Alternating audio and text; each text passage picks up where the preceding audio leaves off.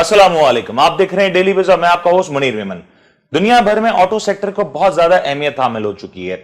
जिस तरीके से दुनिया भर में ऑटो इंडस्ट्री बूम करती हुई नजर आ रही है, तो उसी तनाजुर में यह भी देखना जरूरी होगा कि पाकिस्तान इस तमाम तर सिलसिले में कहां तक पहुंच चुका है।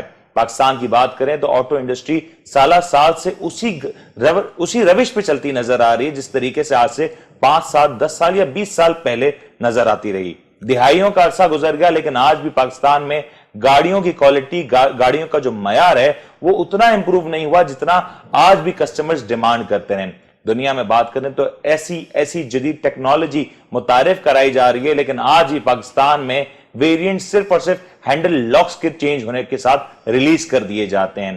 पाकिस्तान में ऑटो इंडस्ट्री जितनी बड़ी हो सकती है, पाकिस्तान में ऑटो इंडस्ट्री जितना ज्यादा रेवेन्यू जनरेट कर सकती है, तो वहीं पे ऑटो इंडस्ट्रीज के जो बढ़ते हुए इंपोर्ट बिल्स हैं वो भी पाकिस्तान की मईशत के लिए आने वाले दिनों में सरदर्द बन सकते हैं। इसी मुद्दे पे बात करने के लिए आज हमारे साथ दो बहुत ही खास मेहमान हमारे साथ मौजूद हैं। HM शहजाद साहब जो कि चेयरमैन है all Pakistan motor dealer association के, जबकि दूसरे गेस्ट हमारे साथ मौजूद हैं हनीफ मेमन साहब जो कि एडिटर इन चीफ है ऑटोमार्क मैगजीन के। Sir welcome to the show.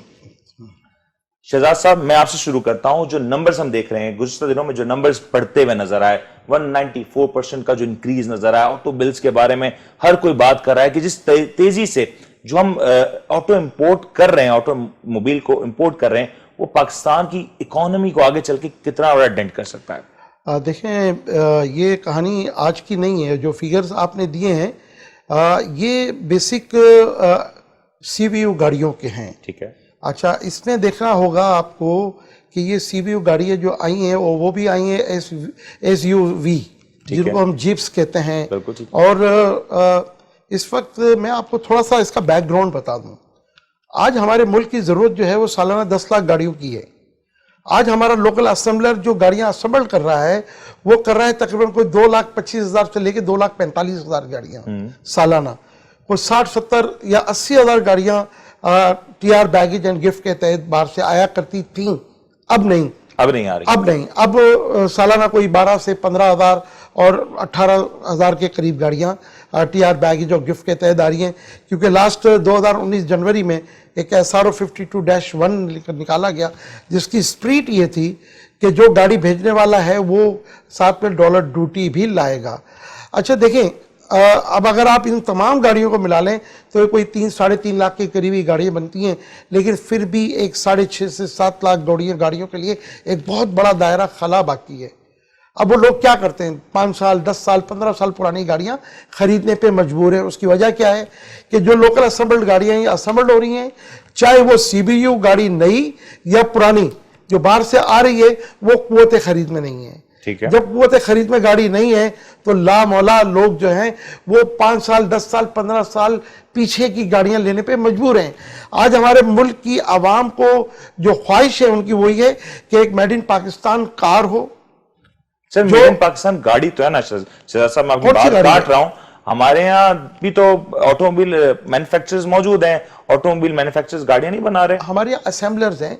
आज सबसे बड़ा हमारा अलमिया यह है कि आज पाक सुजुकी को जब MOU साइन हुआ 1982-83 में, तो ये स्प्रिट थी उसकी कि हम 5 साल बाद ट्रांसफर ऑफ टेक्नोलॉजी अपने मुल्क में लाएंगे। यानी 1988 में ट्रांसफर ऑफ टेक्नोलॉजी हमारे मुल्क में आनी चाहिए थी और हम मैन्युफैक्चरर होते और दुनिया को मुल्क की ज़रूरत के बाद एक्सपोर्ट भी कर रहे होते। आज 4 दहाइयों के करीब सुजुकी को हो रहा है, आज तक हम असेंबलर्स हैं। टोयोटा होंडा को जो है वो तकरीबन आप समझें कि 30 साल 28 साल का अरसा हो गया, आज तक हम जो हैं वो असेंबलर्स हैं। अच्छा, आज हम CKD SKD असेंबली या इनकी गाड़ियां जो ब्रांड न्यू जो CBU लेके आ रहे हैं, हमारा करोड़ों dollar SKD CKD assembly import में चला जाता है। आज हम मैन्युफैक्चर ना होने की वजह से दूसरा हमारा जो वेंडर है उस वेंडर के पास भी वो सलाहियत नहीं है जो यहाँ की जरूरत को पूरा करे। इसको भी देखने की जरूरत थी। ये सारा मिला के जो ये एक खला है वो इतना बड़ा खला है कि आने वाले दिनों में, जैसे आप कह रहे हैं ना, आज हम करोड़ों डॉलर हमारा सिर्फ CKD SK और असेंबली इंपोर्ट करने में चला जाता है। आने वाले दिनों में ये अरबों डॉलर जो है हमारा जाएगा। एक मिसाल आपको देता हूँ कि अगर पूरे मुल्क के अंदर फर्ज कर लें کہ ہم 1 ارب کی ہماری سیل ہے تو اس میں 70 کروڑ روپیہ جو ہے وہ ہمارا CKD SKD اسمبلی امپورٹ میں چلا جاتا ہے. باقی جو 30 کروڑ رہ گیا اس پہ یہ پروفٹ بھی اٹھا رہے ہیں, لوکل جو وینڈر ہیں ان کو بھی یہ پیسہ دے رہے ہیں, گورنمنٹ کو ٹیکسز بھی دے رہے ہیں. حنیف صاحب, یہ جو باتیں ہم سب سن رہے ہیں, اگین میں یہ سوال آپ کی طرف رکھتا ہوں کہ جس طریقے سے ایک آٹو سیکٹر میں 4 اہم پلیئرز ہوتے ہیں, کار مینوفیکچررز کے ساتھ ایک بڑا سیکٹر ہوتا ہے, آٹو پارٹس کا ایک سیکٹر ہوتا ہے, اس کے علاوہ ڈیلرز اور امپورٹرز کا یا ایکسپورٹرز کا. لیکن انفارچونیٹلی پاکستان میں تو شاید ہم گاڑی کی سیٹ کے علاوہ ابھی بھی کچھ بھی نہیں بنا رہے.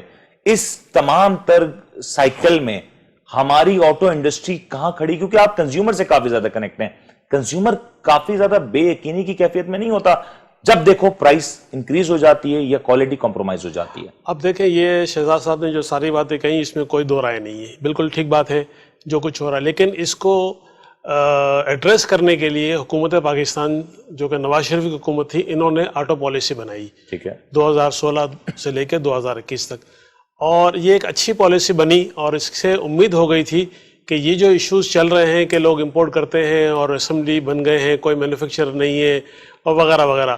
لیکن ایشو کیا ہوا یہ کہ اس پالیسی کا مقصد یہ تھا کہ نئے انویسٹر آئیں, اور یہ 3 اسمبلر جو ہمارے ملک میں ہیں جن کے متعلق کہا جاتا ہے کہ وہ اسمبلر ہیں اور انہوں نے آج تک پاکستان میں ٹیکنالوجی ٹرانسفر نہیں کی. لیکن یہ جو ہماری پالیسی بنی, وہ پالیسی کے اندر بھی کچھ ایسی خامیاں رہ گئیں جس کا نتیجہ یہ نکلا کہ آج جو آپ کو نظر آ رہا ہے کہ تقریباً 19 لوگوں نے جو ہے انویسٹر نے اس کے اندر گرین فیلڈ لیا ہوا ہے. ٹھیک ہے, اور 19 میں سے چند آپ کے سامنے بھی آ گئے ہیں, جیسے ہنڈائی ہے, کیا ہے, اور اب ریسنٹلی آپ کے سامنے چنگان والے لے کے آئے ہیں. نئے لوگ آ گئے. اب نئے لوگ لانے کا مقصد کیا تھا؟ نئے لوگ لانے کا مقصد یہ تھا کہ یہ وہ چیز نہ ہو جو اتنے عرصے سے پرانے ٹائم پہ ہو رہی ہے. لیکن انفارچونیٹلی میں نے بڑا افسوس ہوتا ہے اس کو دیکھ کر کہ جو نئے مینوفیکچر آئے ہیں انہوں نے پبلک کے لیے کچھ نہیں کیا. انہوں نے ایک ایسی گاڑی انٹروڈیوس کروا دی جو ایلیٹ لوگوں کے لیے ہے. یعنی پاکستان کا ایک عام آدمی ہے جو ایک کنزیومر ہے, اس کو اس پالیسی سے کچھ نہیں ملا. 1 یا 2 اسمبلر وہ گاڑیاں لائے ہیں جو کنزیومر لے سکتا ہے, لیکن ان کا حال یہ کہ وہ گاڑیاں ابھی تک کراچی بھی نہیں پہنچی ہیں. اچھا حنیف صاحب, یہ تو تمام تر چیزیں ہم دیکھ رہے ہیں, لیکن میں آپ کو بڑی جادوگری کی بات بتاتا ہوں اور اپنے آڈینس کے ساتھ بھی شیئر کرتا ہوں. کووڈ تھا 2019-2020 میں, دیکھا ہم نے کووڈ کی وبا تیزی سے دنیا بھر میں پھیلی, پاکستان میں بھی پھیلی. لیکن ایک چیز بڑی خاص ہوئی, 40% سیلز گرتی ہیں بٹ پروفیٹیبلٹی میں لگ بھگ 60% کا اضافہ ہو جاتا ہے. یہ جادو آخر کیسے ہو جاتا ہے سر؟ یہ جادو یہی ہے نا کہ اس وقت پاکستان کے اندر انویسٹ کرنے کے لیے کوئی جگہ نہیں ہے. ٹھیک ہے, لوگوں کے پاس پیسے ہیں, لوگ جو ہے نا یہ ایک طرف بھاگ جاتے ہیں, کچھ لوگ کنسٹرکشن کی طرف بھاگ جاتے ہیں, کبھی کچھ. تو ابھی آپ ریسنٹلی جو آپ یہ بات کر رہے ہیں خاص طور پر آٹوموٹیو کے اندر, اس کے اندر انویسٹروں نے جم لگا دی ہے. آپ جو گاڑیاں SUV نئی آئی ہیں اس میں آپ دیکھیں کتنا اون چل رہا ہے. اون کے اوپر تو میں آؤں گا, اون کا کلچر پہ تو میں بالکل آپ سے بات کروں گا. یہ پیسہ ادھر گیا نا, جو انویسٹر ہمارے پاس بیٹھے ہوئے ہیں انہوں نے دھڑا دھڑ جو ہے وہ گاڑیاں پرچیز کرنا شروع کر دی, اور اب وہ آگے دیکھیں کیا ہوتا ہے. گاڑیاں اصل جو خریدار ہیں وہ تو اب سامنے آئیں گے نا کہ کتنے خریدار سامنے آتے ہیں. فی الحال تو جو ہے وہ SUV آ گئی ہیں اور لوگوں نے اس کو بک کرانا شروع کر دیا ہے. اب آپ کے چینل کے طور سے میں یہ کہوں گا کہ حال یہ ہے, جو کہ شاید میرے یہ سارے کسٹمر بھی ہیں ناراض ہوں تھوڑے سے, کہ یہ بحریہ کی فائلیں بک رہی ہیں. اچھا, گاڑیوں کے نام پہ ٹریڈنگ ہو رہی ہے؟ جی بالکل ٹریڈنگ ہو رہی ہے. گاڑی آپ کے شو روم پہ کھڑی ہوئی ہے, اس کو دیکھ کے لوگ بک کرا رہے ہیں, انہوں نے ابھی تک اس کو چلایا بھی نہیں ہے. گاڑیاں کھڑی ہیں شو رومز پہ, گاڑیاں کھڑی ہیں پورٹس پہ, اور پورٹس پہ بہت بڑی تعداد میں گاڑیاں کھڑی ہیں, جس کے بارے میں بات کریں گے شہزاد صاحب سے, لیکن ایک بریک کے بعد.